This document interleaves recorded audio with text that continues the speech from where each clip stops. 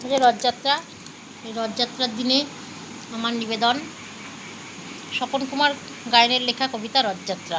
বেসামাল জীবন থেকে মুক্তি নেই, রথের রশি টেনে মানুষ খোঁজে পুণ্য।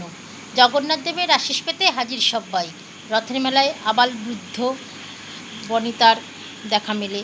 রথযাত্রার পুণ্যতিথিতে কান্না ভুলেছে মানুষ, আষাঢ় মাসের বৃষ্টি ভেজা রোদ্দুর, আকাশ জুড়ে রামধনু রঙের মেলা, এমন মায়াবী আলোয় জগন্নাথ দেবের আগমন।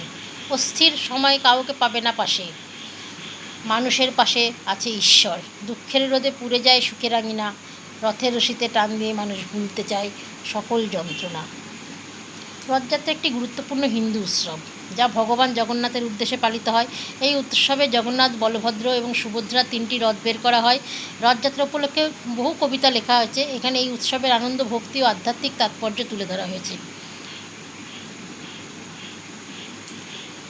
রথযাত্রায় রবীন্দ্রনাথ ঠাকুরের রথযাত্রা কবিতা থেকে কিছু লাইন পড়ে শেষ করব। পথভাবে আমি দেব, রথভাবে আমি, মূর্তিভাবে আমি দেব ও হাসে অন্তর্যামী। রথযাত্রা লোকারণ্য মহাধুমধাম, ভক্তেরা লুটায়া পথে করেছে প্রণাম। রথযাত্রা উপলক্ষে সবাইকে জানাই আন্তরিক প্রীতি ও শুভেচ্ছা। জয় জগন্নাথ।